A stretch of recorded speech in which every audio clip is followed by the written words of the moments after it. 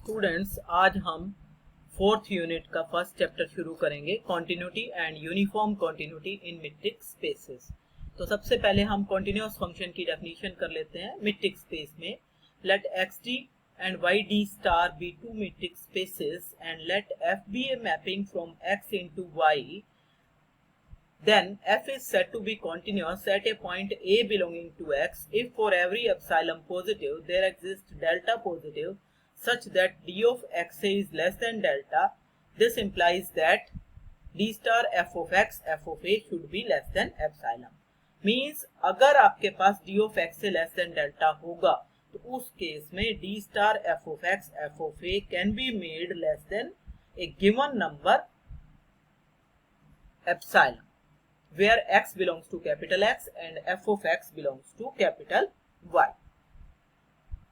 Now, इसी की दूसरी डेफिनेशन क्या हो सकती है कि let f be a function from x to y is continuous at a point a belonging to x if and only for each open sphere S f a epsilon in y centered at f of a. There exists an open sphere S a delta in x centered at a such that if x belongs to S a delta, this implies that f of x belongs to S f of a epsilon. तो ये definition क्या कह रही है कि अगर x आपका इसमें आ रहा है तो f of x इस स्फीयर में आएगा। मीन्स आप ये भी कह सकते हो कि ये जो छोटा वाला स्फीयर है S a डेल्टा, इसकी f इमेज कंटेन करेगी S f of a epsilon में। ज्योमेट्रिकली इसी चीज को हम समझते हैं किस तरीके से कि मान लो मेरे पास एक ही स्फीयर गिवन है। कौन सा स्फीयर? जिसका सेंटर एफ ऑफ ए पे है, रेडियस उसकी एप्सिलॉन है, ये वाई के अंदर है। ठीक है, तो इसके लिए एक स्फीयर एक्स के अंदर एग्जिस्ट करेगा जिसका सेंटर ए पे होगा और रेडियस डेल्टा होगी। ये वाला डेल्टा इस एप्सिलॉन पे डिपेंड करेगा।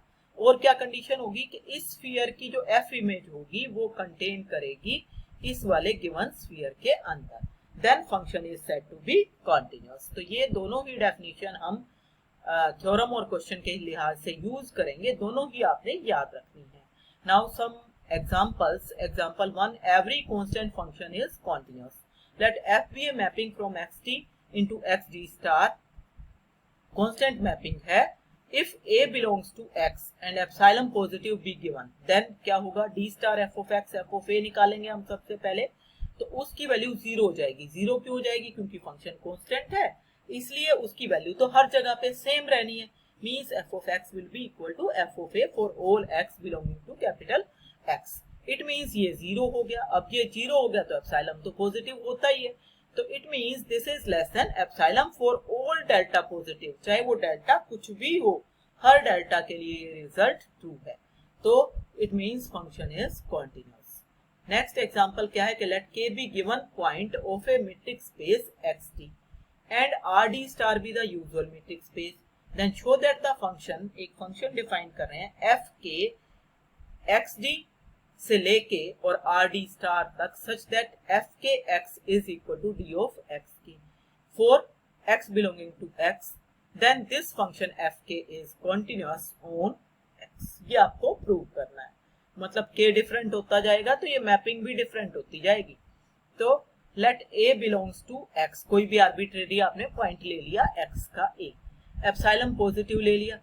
नाउ d स्टार f के x f के a निकालें अगर हम, तो वो क्या आएगा? क्योंकि आपके पास देखो राइट साइड में ये पॉइंट कहाँ के हैं? ये वाले पॉइंट जो है f के x और f के a कहाँ के हैं? यहाँ के है ना, राइट साइड के, कोडोमेन के। तो कोडोमेन में जो मीट्रिक है वो तो d स्टार है, और वो डी स्टार है क्या? आर के साथ यूजुअल मीट्रिक दे रखी है। यूजुअल मीट्रिक मतलब मोड मीट्रिक, इसलिए मैंने डी स्टार की जगह पे यहाँ पे मोड लगा दिया एफ के एक्स माइनस एफ के ए। और अब इसकी वैल्यू इस डेफिनेशन से, यहाँ से एफ के एक्स की वैल्यू हो गई डी एक्स के, तो उसी तरह से डी एफ के ए की वैल्यू क्या हो जाएगी? डी ए के। तो ये दोनों वैल्यू मैंने यहाँ पे पुट कर दी। अब आपके पास एक ट्रायंगल इनइक्वालिटी की सेकेंड फॉर्म होती थी, उसके हिसाब से ये आपके पास लेस देन और इक्वल टू आ जाएगा। जो कॉमन होता था वो छोड़ देते थे, तो k और k को छोड़ दो तो x a आ जाएगा, लेस देन और equal to d of x a। And this is less than epsilon. कब लेस देन एप्सिलॉन होगी? जब d ऑफ x से लेस देन एप्सिलॉन हो जाए। इसका मतलब मैं डेल्टा को क्या ले लूं? एप्सिलॉन के इक्वल ही ले लूं। तो उस केस में आपका ये रिजल्ट ट्रू हो जाएगा कि अगर डी ऑफ एक्स से लेस देन डेल्टा हुआ तो डी स्टार एफ के ए will be less than epsilon, and so the fk function is continuous on a and hence on the complete space capital X. Next theorem देखो क्या है कि if f and g are continuous real valued functions defined on a metric space XD, then f plus g and alpha f are also continuous functions where alpha is any real number.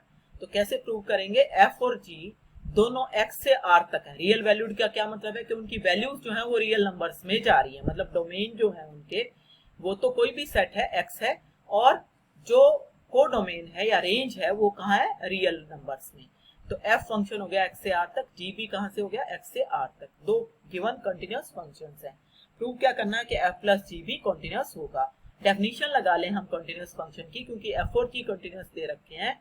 So for a given epsilon positive, there exists a real number delta 1 positive and delta 2 positive such that d of x is less than delta 1 implies that d star f of x f of a is equal to, क्योंकि right में real number है तो mode metric होगी, तो d star की जगह पे आ गया mod of f of x minus f of a, and this is less than epsilon by 2, क्योंकि f कॉन्टिन्यूअस है इसलिए। अब g कॉन्टिन्यूअस है इसलिए अगर d of x से लेस देन डेल्टा 2 होगा तो this will imply that d star g of x g of a will be equal to mod of gx minus ga, and that is less than epsilon by 2।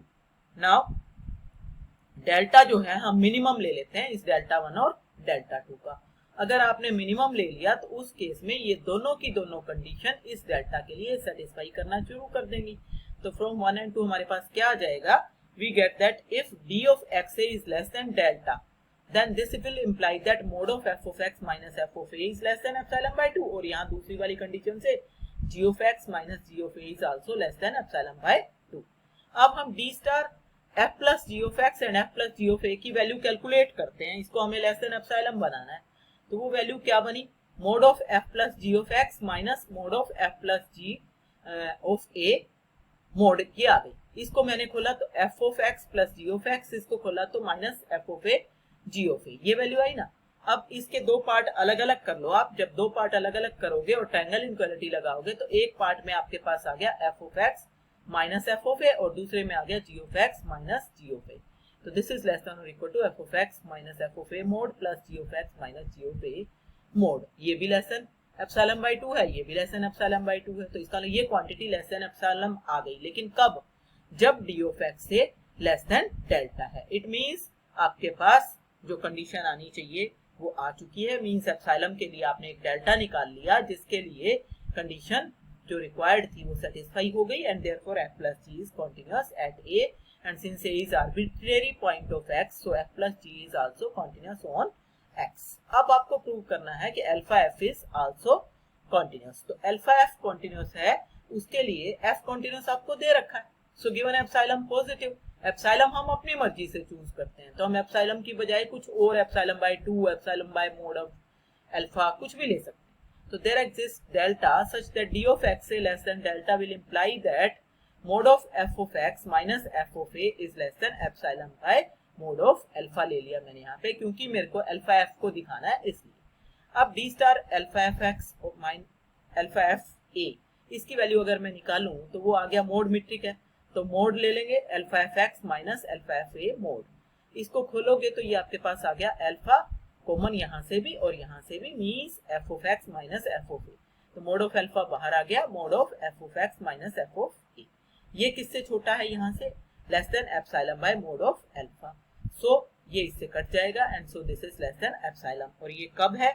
whenever d of x is less than delta, it means alpha f function is continuous at a and therefore continuous on x, and so this proves the result। next देखो क्या result है कि let xd and yd star be two metric spaces and fg from x to y are continuous functions, then the set A, कौन सा set?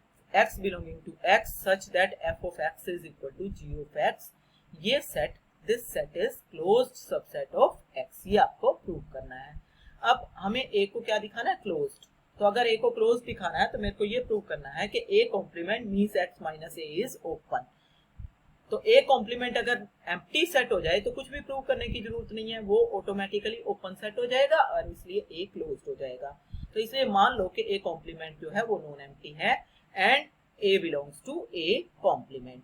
अब A आपने A complement से लिया है तो ए में नहीं होगा। जब ए में नहीं है तो दिस इंप्लाइज दैट ए में कौन से पॉइंट आ रहे हैं जिनके ऊपर फंक्शन की value f of x equal to g of x होता है।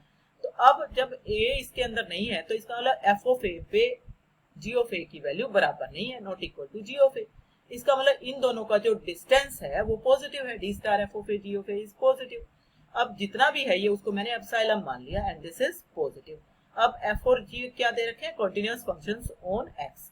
सो for given epsilon positive there exist delta positive such that d of x a is less than delta, implies that d star f of a is less than epsilon by 3 and d star g of a is less than epsilon by 3। अब तुम्हारे mind में question आ रहा होगा कि पहले वाली theorem में तो मैडम ने दो, एक डेल्टा 1 और एक डेल्टा 2 ले लिया और अब सीधा डेल्टा ले लिया। वो इसलिए लेते हैं बेटे कि क्योंकि ऑटोमेटिकली जब हम डेल्टा 1 डेल्टा 2 दो लेते हैं तो दो स्टेप करने के बाद हम डेल्टा मिनिमम ले लेते हैं और मिनिमम लेने के बाद फिर ऑटोमेटिकली यही रिजल्ट आता है।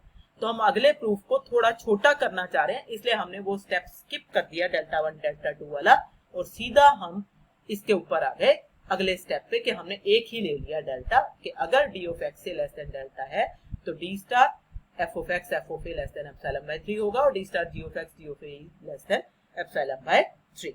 नाउ नेक्स्ट अब हम वैल्यू निकाल रहे हैं d star f of A g of a की। ट्रायंगल इनक्वालिटी लगा दी, एफ ऑफ ए से एफ ऑफ एक्स पे चले गए, एफ ऑफ एक्स से जी ऑफ एक्स पे और जी ऑफ एक्स से जी ऑफ ए पे। इसकी value less equal to epsilon थी, इसकी value less than epsilon by 3 थी, ये सेम रख लिया, इसकी वैल्यू भी लेस देन एप्सिलॉन बाय 3 है तो ये वाली वैल्यूज दोनों इधर ले जाओगे तो ऐसा हो जाएगा ना। और यहाँ से ये कब आ रहा है, जब डी ऑफ एक्स से लेस देन डेल्टा है, मींस आपके पास आ गया d star f of A is greater than epsilon by 3। ये वाली वैल्यू क्या आएगी, एप्सिलॉन बाय 3।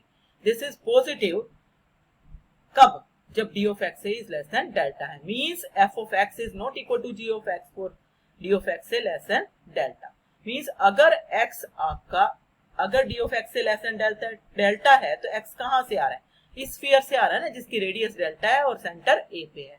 तो उस केस में f of x is not equal to g of x, means x belong नहीं करता ए में। अब एक्स ए में नहीं बिलोंग करता तो कहां बिलोंग करेगा, ए कॉम्प्लीमेंट में। इट मींस एक्स यहां से ले रहे हो आप, यहां पे आ रहा है, इसका मतलब ये वाला स्फीयर ए कॉम्प्लीमेंट के अंदर कंटेन्ड है and so A complement is a neighbourhood of A and therefore A complement is a neighborhood of all of its points and so is a open set and therefore A is closed set and this proves the result.